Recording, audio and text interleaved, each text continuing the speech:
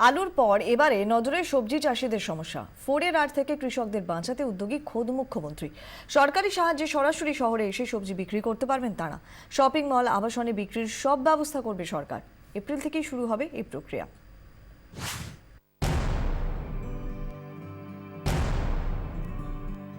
কৃষকদের থেকে সরাসরি আলু কেনার কথা আগেই ঘোষণা করেছেন মুখ্যমন্ত্রী।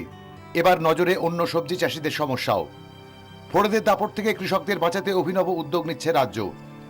কৃষি দপ্তর সূত্রে খবর, এবার শহরে এসে সরাসরি সবজি বিক্রি করবেন কৃষকরা। ব্যবস্থা করে দেবে রাজ্য সরকার। গ্রাম থেকে গাড়ি করে চাষিদের শহরে আনার বন্দোবস্ত করবে সরকার। শহরের শপিং মল, আবাসনগুলিতে এই সবজি বিক্রি করবেন তারা। চাষিদের শহরে যাতায়াতের জন্য 30টি গাড়ির ব্যবস্থা হয়েছে, আরও 30টি গাড়ি দেওয়া হবে। এপ্রিল থেকে শুরু হবে এই উদ্যোগ।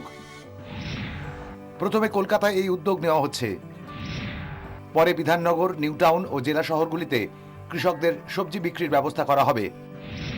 সংলগ্ন এলাকাগুলি থেকে সবজি নিয়ে শহরে আসতে পারবেন কৃষকরা।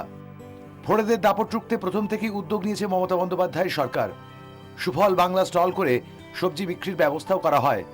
তবে ফোড়েদের দাপট পুরোপুরি বন্ধ হয়নি। চাষিরা সবজি বিক্রি করে যা পাচ্ছেন আর শহরে যে দামে সবজি বিক্রি হচ্ছে, দুইয়ের মধ্যে এখনো বিরাট তফাৎ।